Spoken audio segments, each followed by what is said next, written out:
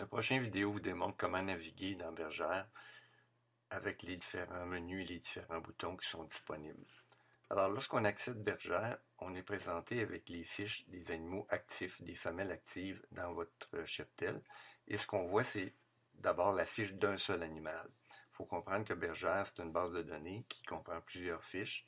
Et dans notre cas ici, on a 398 fiches. Et chaque fiche a la même information. C'est-à-dire qu'à gauche, vous avez la section qui décrit l'animal, qui il est, ses parents, etc.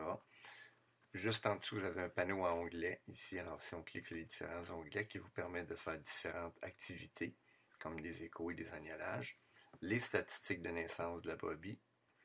Ici, vous avez un panneau qui décrit l'historique ou les activités qui sont passées sur un animal, ainsi que l'accès à son dossier médical.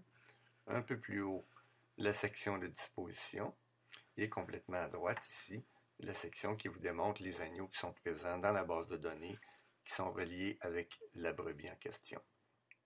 Vous avez aussi dans chaque fiche un panneau qui est très intéressant avec des boutons qui permet d'aller choisir les fiches qu'on veut consulter. Alors on pourrait aller choisir les fiches par race et dire donne-moi toutes mes F1 par exemple. Et on a ici la fiche 1 sur 202, alors on a 202 fiches de F1. Si on voulait voir les fiches en ordre de tableau, on a aussi un bouton ici qui permet de lister. Alors, dans la liste, on voit qu'on a toutes nos fiches ici. On peut dérouler soit avec la souris ou on peut dérouler avec la barre de défilement qui est complètement à droite. Chose importante à noter, il y a toujours un petit curseur ici à gauche en noir. Si on va cliquer devant un autre animal, on voit que le curseur se déplace. Et lorsqu'on va retourner aux fiches, c'est toujours la fiche pour laquelle le curseur est dans la marge qui va être la fiche du dessus. Alors ici, par exemple, le 1827, lorsqu'on retourne aux fiches, c'est notre fiche qui va être sur le dessus. Dans le logiciel, il y a aussi des notions importantes qu'il faut comprendre, c'est-à-dire les données d'entrée. Il y a des données d'entrée obligatoires, il y a des données d'entrée qui sont accessibles sur des menus déroulants. Et vous avez probablement lors de l'initialisation du logiciel défini qu'est-ce qui va dans vos menus déroulants, mais on peut en tout temps, sur tout écran, les modifier avec le bouton modifier. On peut rajouter, par exemple ici, je pourrais rajouter les VRP. Et lorsqu'on a terminé, on fait OK. On peut retrouver dans nos listes déroulantes les nouveaux items qu'on a rajoutés. Il en va de même pour les parcs, par exemple. Ici, on a une flèche de déroulement. On peut toujours aller dans la modification, ajouter ou changer ou enlever des groupes, par exemple.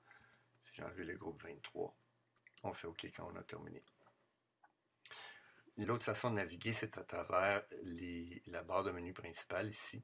Alors, quand on clique sur un menu, on a des items. Alors, si je me réfère, par exemple, à des vues en liste, je pourrais avoir une liste par identifiant, par période d'agnelage, par alias, etc. Alors, je vous encourage à faire le tour des menus et voir qu'est-ce qu'on retrouve à l'intérieur. L'autre façon de naviguer, c'est avec les boutons. Alors, il y a des boutons qui vous amènent facilement à d'autres activités, par exemple aux fiches des agneaux. Ce bouton-là, lister, équivaut à ce qu'on vient de faire tout à l'heure dans les listes, à faire des groupes, à aller accéder les outils de saisie, etc.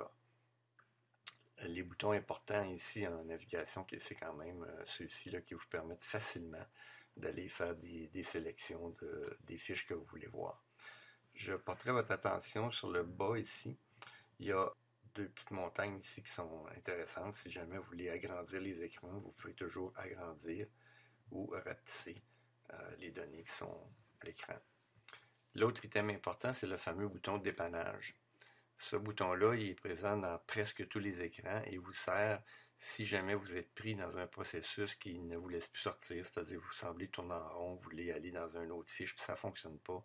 Alors avant de fermer le logiciel et de réouvrir, vous cliquez sur le bouton dépannage et ça ferme tous les processus, ça vous amène à la case départ si on veut. Je vais maintenant aller au fichier des agneaux. C'est un peu la même présentation, les agneaux ici. Vous avez toujours la description de qui ils sont, d'où ils viennent, ainsi qu'un panneau en anglais pour la disposition finale, le suivi des sujets de remplacement, les traitements au niveau de Genovis et les traitements au niveau de la race pure. Et vous avez dans le bas un peu le même genre d'informations que pour une brebis, les observations, les interventions médicales, ainsi que la section des vaccins. Alors, je vais retourner au cheptel par le bouton de retour au cheptel ici. Et ça complète le survol rapide des façons de naviguer à travers le logiciel. Une dernière note en finissant. Si vous travaillez avec un portable et que vous n'avez pas de souris pour dérouler on voit ici, je déroule avec ma souris les différents numéros. Vous pouvez toujours utiliser les clés de page up, page down, là, mais ça dépend des PC. Quelquefois, il faut que vous utilisiez la contrôle page up, des fois c'est le shift page up. Ça dépend vraiment des marques d'ordinateur, mais le meilleur c'est encore d'avoir une souris.